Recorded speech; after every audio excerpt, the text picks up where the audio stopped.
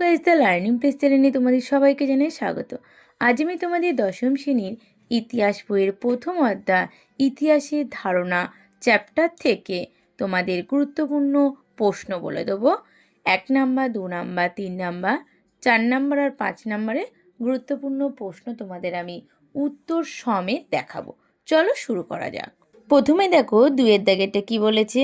ভারতে কে নিম্নবর্গের ইতিহাস রচনা করেন? 3-এর দাগে নিম্নবর্গীয় ইতিহাসে চর্চার জনক কে? এখানে উত্তর দিয়েছে কি রণজিৎ গুহ। তারপরের প্রশ্নে চলে যাব। শচীন তেন্ডুলকরের আত্মজীবনীর নাম কি? প্লেয়িং। তারপরেরটা দেখো, বলছে প্রথম কে কবে স্পঞ্জ রসগোল্লা তৈরি করেন? নবীনচন্দ্র দাস 1868 খ্রিস্টাব্দে। তারপরের প্রশ্ন কি আছে 17-এর দাগে দেখে নাও। বলছে a social history of eating in modern American বইটি কে রচনা করেন? Levenstein. তারপরে যেগুলো গোল গোল করে আছে সেগুলোই কিন্তু তোমাদের। তারপরেরটা কি আছে বলছে শিল্প ইতিহাসবিদ বা আর্ট হিস্টোরিয়ান কাদের বলা হয়? বলছে যেসব ঐতিহাসিকবিদ শিল্পচর্চা করেন তাদেরকে শিল্প ঐতিহাসিক বা আর্ট হিস্টোরিয়ান বলা হয়। ভারতের নৃত্যকলা গ্রন্থটি কে রচনা করেন? গায়ত্রী ভট্টাচার্য।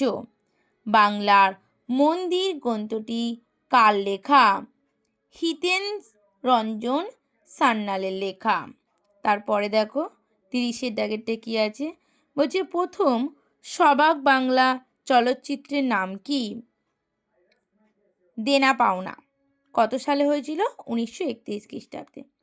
ভারতের চিত্রকলা গ্রন্থটি কার লেখা? অশোক মিত্রের লেখা। তারপর প্রশ্ন কি বলছে বাংলার নাট্য সাহিত্যের ইতিহাস গ্রন্থটি কার লেখা? আশুতোষ ভট্টাচার্যের লেখা। বাংলার প্রথম সবাক চলচ্চিত্রের নাম কি? জামাই ষষ্ঠী। 1931 খ্রিস্টাব্দে এটা প্রথম স্বল্প দৈর্ঘ্য হয়েছিল। দেনা পাওনা 1931 খ্রিস্টাব্দে হলো প্রথম পূর্ণ দৈর্ঘ্য কে করেছিলেন? সবাক চলচ্চিত্র।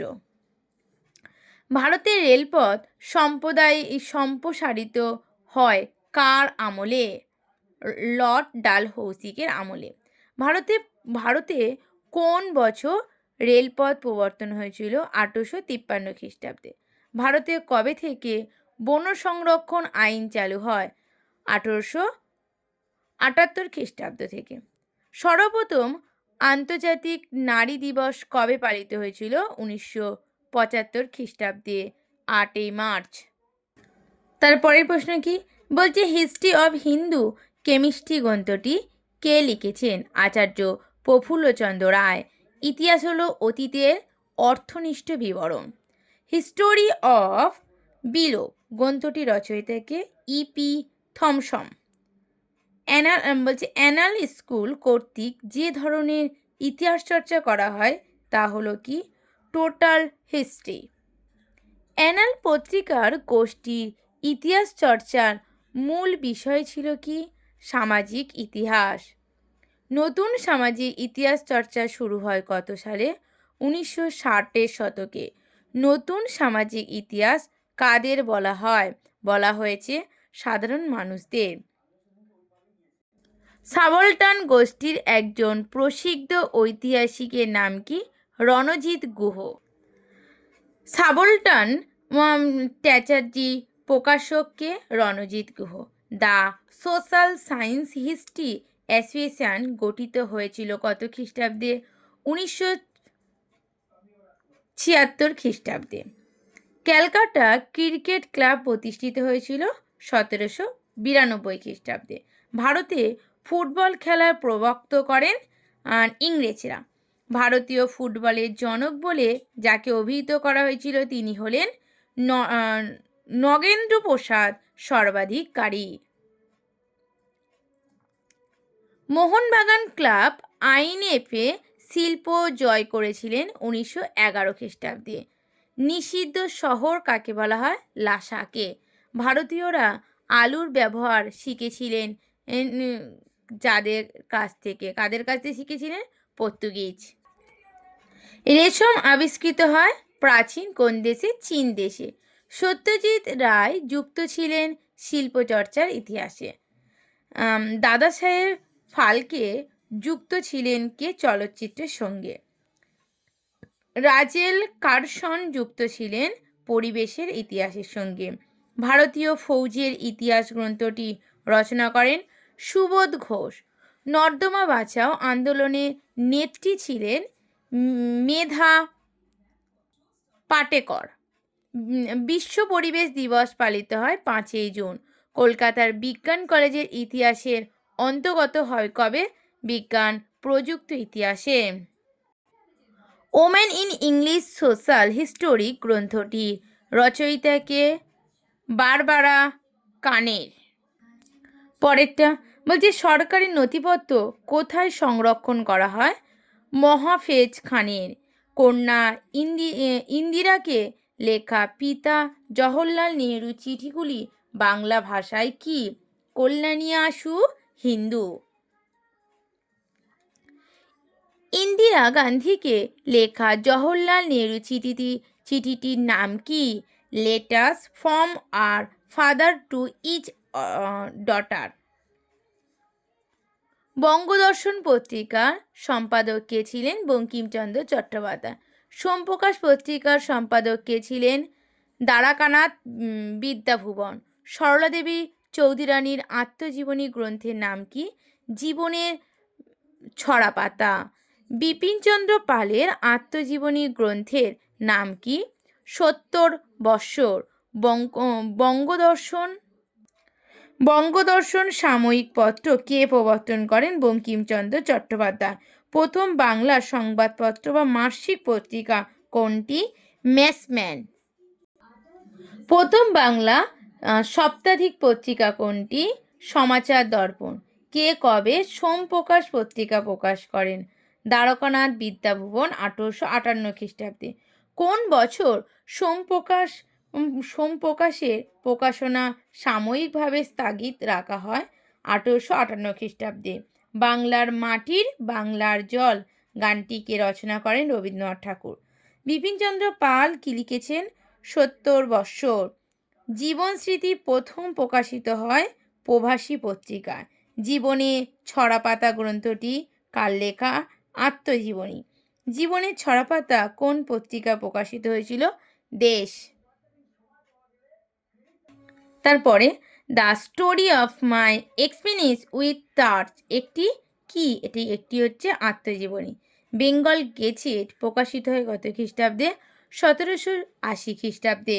বাংলা ভাষায় বাঙালি পরিচালিত প্রথম সংবাদপত্র বাংলার গেজেট। দিগদর্শন পত্রিকার সম্পাদক ছিলেন ম্যাক্সম্যান। বঙ্কিমচন্দ্র বঙ্গদর্শন পত্রিকার সম্পাদক ছিলেন কত বছরে? 4 বছর। আজ তোমাদের শুধুমাত্র MCQ SAQ তোমাদের ছিল MCQ SAQ। এবার তোমাদের বড় প্রশ্ন দেখো। বড় প্রশ্নের কিছু আমি প্রশ্ন করেছি, তারপর তোমাদের উত্তর সমেত আমি লিখে দিয়েছি। এগুলো তোমাদের পরে আমি দেখাচ্ছি। প্রথমেই কি প্রশ্ন আছে? ইতিহাসের উপাদানস্বরূপ সংবাদপত্রের গুরুত্ব লেখো। তারপরে সংবাদপত্র এবং সাময়িক পত্রের মধ্যে পার্থক্য কী? ব্রিটিশ সরকার কেন 1858 খ্রিস্টাব্দে সোমপ্রকাশ সাময়িক পত্রের প্রকাশ বন্ধ করে দেয়? ডুডলস কি? এটা তোমাদের 1 নাম্বার বা 2 নম্বরে আসতে পারে। তারপর বেঙ্গল গেজেট কে কবে প্রকাশিত করেন? সরলা দেবী চৌধুরী রানীর লেখা আত্মজীবনী নাম কি এবং এই গ্রন্থ থেকে ইতিহাস রচনার জন্য কি ধরনের তথ্য পাওয়া যায়? দেখো উত্তরটা তোমাদের আমি ভালো করে দেখিয়ে দিচ্ছি, দেখে নাও। এই উত্তরটা এখানে তোমাদের শেষ। তারপরে দেখো কি বলেছে। বলছে সরকারি নথিপত্র বলতে কি বোঝো? এটাও তোমাদের খুব ভালো করে লিখে দিয়েছি, তোমরা কিন্তু এখান দিয়ে লিখতে পারো। আবার যে যার মানে বই থেকেও তোমরা করতে পারো, কিন্তু এগুলো যদি লেখো এখানে খুব গুছিয়ে তোমাদের দেওয়া আছে। আধুনিক ভারতের ইতিহাস চর্চার উপাদান রূপে সরকারি নথিপত্রের সীমাবদ্ধতা কি? এটাও তোমাদের দেখো আমি লিখে দিয়েছি। তারপরেরটা আত্মজীবনী কিভাবে ইতিহাস উপাদান হিসেবে ব্যবহৃত হতে পারে অথবা স্মৃতিকথাও ঠিক আসতে পারে, আবার বলছে অথবা আত্মজীবনীকে কিভাবে আধুনিক ভারতে ইতিহাস চর্চা উপাদান রূপে ব্যবহার করা। এই ৩টি প্রশ্নের কিন্তু একই তোমাদের উত্তর হবে। এই প্রশ্নগুলো তোমরা যদি করে যেতে পারো তাহলে কিন্তু তোমাদের তোমাদের আর কিছু করতে হবে না। এর ভিতর থেকেই কিন্তু প্রথম অধ্যায়ে যা প্রশ্ন আসবে সবই তোমাদের আমি দিয়ে দিয়েছি। এখন থেকে তোমরা পড়লে কিন্তু তোমরা কিন্তু খুব ভালো করে রেজাল্ট করতে পারবে। তারপরের প্রশ্ন কি আছে, বলছে আত্মজীবনী ও স্মৃতিকথা বলতে কী বোঝো? আলাদা করে দেওয়া আছে আত্মজীবনী কাকে বলে, স্মৃতিকথা কাকে বলে। পরিবেশে ইতিহাসের গুরুত্ব কী, দেখো পয়েন্ট করে দিয়ে দিয়েছি। সাময়িক ইতিহাস চর্চার গুরুত্ব কী, এটাও তোমাদের পয়েন্ট করে দেওয়া আছে। আমি তোমাদের ভালো করে দেখিয়ে দিচ্ছি, তোমরা কিন্তু খুব ভালো করে দেখবে। তারপরের প্রশ্ন, নারী ইতিহাস চর্চার গুরুত্ব কী, এটাও তোমাদের দেখিয়ে দিই, দেখো। আঞ্চলিক ইতিহাস চর্চার গুরুত্বপূর্ণ কেন, ইতিহাস চর্চা নাটকে ইতিহাসের গুরুত্বপূর্ণ কেন সেটা, এটাও তোমাদের আমি পয়েন্ট করে দেখিয়ে দিচ্ছি, দেখো। ব্রাহ্মিকা পদ্ধতি কি, দেখে নাও। তারপরটা কি আছে, বলছে ঢাকায় খাবার কি, নতুন সামাজিক ইতিহাস কি অথবা সামাজিক ইতিহাস কি, দুটোই কিন্তু একইভাবে তোমাদের একই উত্তর, দুটো প্রশ্ন এভাবে ঘুরিয়ে কিন্তু দিতে পারে। ভারতীয় জাতীয়তাবাদের ইতিহাসে 1911 খ্রিস্টাব্দে গুরুত্বপূর্ণ কেন, এটাও দেখো তোমাদের আমি দিয়ে দিই, ভালো করে দেখে নাও। এটা তোমাদের খুব গুরুত্বপূর্ণ ইম্পর্টেন্ট প্রশ্ন, এটা কিন্তু খুব ভালো করে করবে, এটা আসবেই। আধুনিক নারী ইতিহাস চর্চার গুরুত্ব কি, দেখো পয়েন্ট করে দিয়ে দিয়েছে। এখানে তোমাদের শেষ, এই যে এখানে তোমাদের শেষ হচ্ছে এটা, এই প্রশ্নটা দেখে নাও। বলছে আধুনিক ভারতের ইতিহাসের উপাদান হিসেবে রবীন্দ্রনাথ ঠাকুরের লেখা আত্মজীবনী জীবন স্মৃতির গুরুত্ব অথবা কবিগুরু রবীন্দ্রনাথ ঠাকুরের জীবন স্মৃতির টিকাও, দুভাবেই কিন্তু দিতে পারে। এটাও কিন্তু তোমাদের খুব ভালো একটা ইম্পর্টেন্ট প্রশ্ন। এই অধ্যায় থেকে এই প্রশ্নগুলো, এটা এখানে তোমাদের শেষ হচ্ছে। এই প্রশ্নগুলোই করে গেলে কিন্তু তোমাদের আর কিছু করতে হবে না, এর মধ্যেই তোমাদের কিন্তু সব কমন পাবে। আর একটা কি বলছে, ইতিহাসের উপাদান হিসেবে কন্যা ইন্দিরা গান্ধীকে লেখা পিতা জওহরলাল নেহরুর চিঠির গুরুত্বপূর্ণ, এই চিঠিটাও তোমাদের কিন্তু খুব গুরুত্বপূর্ণ একটা প্রশ্ন। দেখে নাও, আমি তোমাদের ভালো করে দেখিয়ে দিচ্ছি, পয়েন্ট করে দেওয়া আছে, কিন্তু তোমরা কিন্তু সবাই ভালো করে দেখে নেবে। আর একটা প্রশ্ন তোমাদের, ইতিহাসের তথ্য সংগ্রহ ক্ষেত্রে ইন্টারনেটের ব্যবহার সুবিধা অসুবিধা দুটোই করবে, যে কোনো তোমাদের একটা দিতে পারে। আজ তোমাদের এই পর্যন্ত, পরের দিন আমি পরের অধ্যায় নিয়ে গুরুত্বপূর্ণ প্রশ্ন নিয়ে চলে আসবে। যদি তোমাদের ভিডিওটা ভালো লাগে একটা সাবস্ক্রাইব, লাইক আর কমেন্ট করে জানাবে কেমন হয়েছে, আর যদি ভালো লাগে বন্ধুদের সঙ্গে অনেক করে শেয়ার করবে।